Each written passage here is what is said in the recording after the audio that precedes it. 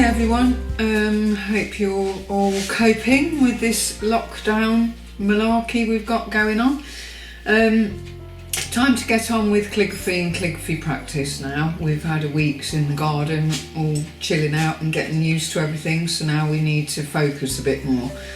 For those of you lovely folk that have had the pleasure of working with me and obviously starting classes and evening classes, then please get on with practice work. By all means, email me anything that you want me to look at and work with. I'm already setting up a sort of online workshop where if we allocate so many hours for you to practice and then send me your finished work to look at, assess and progress. I'm putting that into practice this week with a lovely student. So this is the package that I'm basically putting together for you. So it's basically everything that I would teach with in my class, but it's all put together in a nice little booklet. So as you can see here, there's lots of the beginning bit and instructions on how to get going, but don't worry, I'll do another video of that in a minute. Here is your lines, and again what that means, with the letters in family groups which help you work with them, standard alphabet, flourishes and numbers, and obviously perfect little sayings and things that you want to make on your fantastic personalised cards that you're going to be creating while you've got so much time on your hands. With that, obviously you get your layout pad, which again is what I teach and practice with. You'll have one holder with a ink nib and a Finetec nib. A small pot of watercolours ink, which again is what we use, and a Finetec colour, and obviously not forgetting your paintbrush to be able to mix it up and apply with. So this is going to be on our new discount offer to get you all started. Okay, so obviously with your booklet, the first thing it does is give you an understanding of how the sheet works, what exercises to practice, and how we work with the nibs. First thing I'd like to show you obviously is there's your sheet of lines. If you want to photocopy that so you can work better with one underneath, as you can see there, then do that. Obviously in class I tend to laminate the sheets and we put those underneath. So as you can see, this is your first sheet with your lines on. This diagonal line here is really important. It's to try and get you focused on changing the way you hold your nib, because as a right-handed person you will automatically be facing with your nib over here at what we call 11 o'clock. What I need to get you to all understand is your nib needs to be over here at 1 o'clock, so that when you press down on this you can see that the nib automatically splits. I will show you that now on the layout paper. So first of all we have to dip the nib, which fills the reservoir, which is the hole in the middle of the nib. If I show you what happens to the nib when you are holding it as you normally would for right-handed people, if you can see, the nib cannot do anything other than create one constant line. And if we're right-handed, you'll see that anything that you want to do with that nib, it can only generate thin. Because what we need to do is twist to follow this line. So as you go up it's a thin and you come down it's a thick. This thick stroke is what we need to create the body of our letters.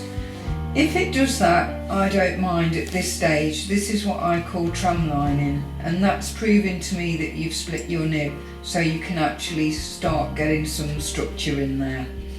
Obviously, if you see where the angle of this nib is and you are left-handed, your pen is automatically going to be here. so you should find it a lot easier to work with.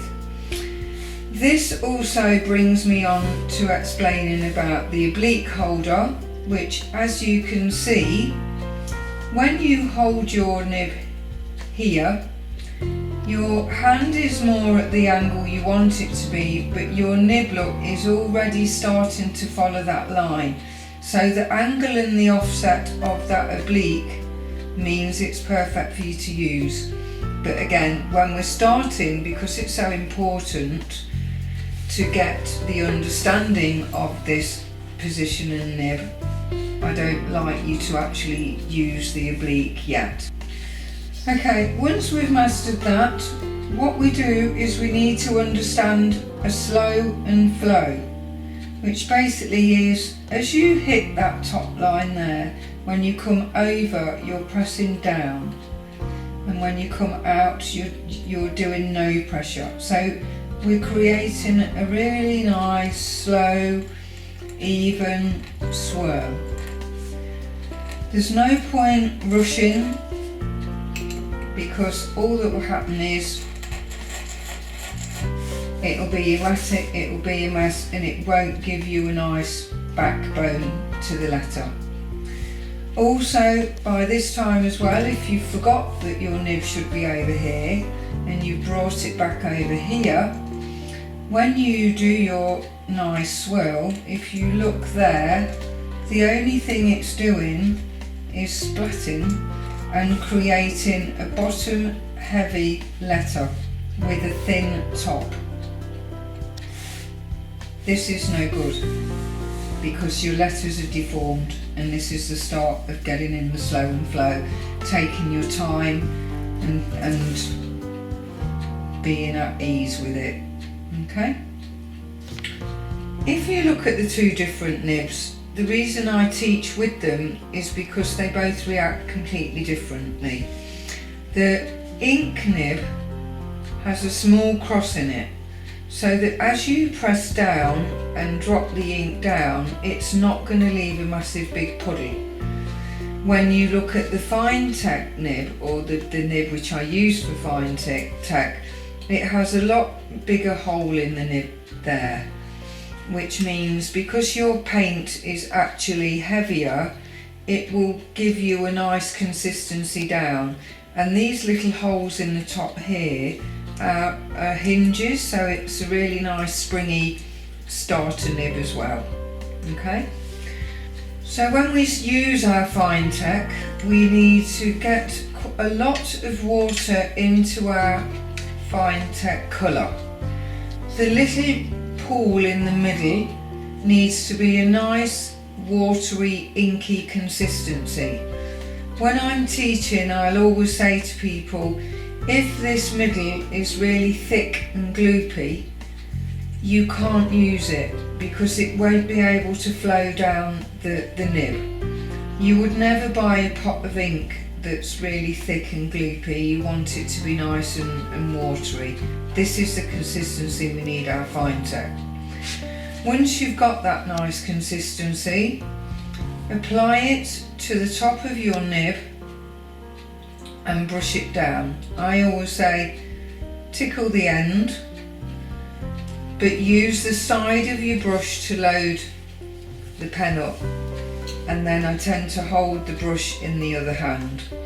So again, it will do exactly the same, where we're creating a nice swirl of even pressure to create your swirl.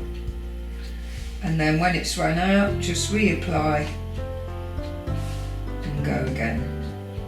So that's showing you achieve exactly the same practice with your Finetec as you do ink.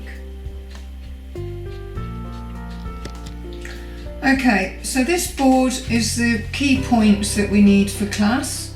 Again, it means no to 11, which is the angle of the nib that you'd normally hold your nib if you're right-handed. Yes to 1 o'clock means the angle you need it at to get the thick pressure down. Here also relates to your thin up and thick down, which again works with that. Elbows in is really how you hold your, if you keep your elbow in rather than holding it out, you stand a better chance of getting to that 1 o'clock. And wave is what we need at the bottom of our words to generate modern calligraphy. So I'm just going to reiterate what these key points mean. So if we had a nice little clock with your little points on here,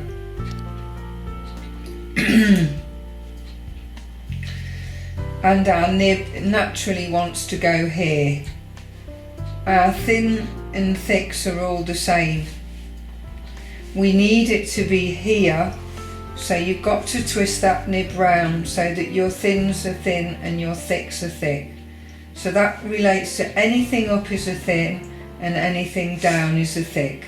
So they're your 4 key points: no to 11, yes to 1, up thin, down thick. Elbow in is because if you've got your hand over here, your elbow automatically comes out away from your body.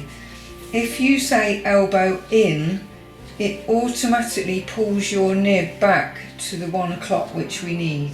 And the last point, which is wave, basically means that as you're creating modern, we have to move the letters above and below the writing line, following the rules that I've actually given you in the book as well. So I shall finish this and then I'll show you what that means.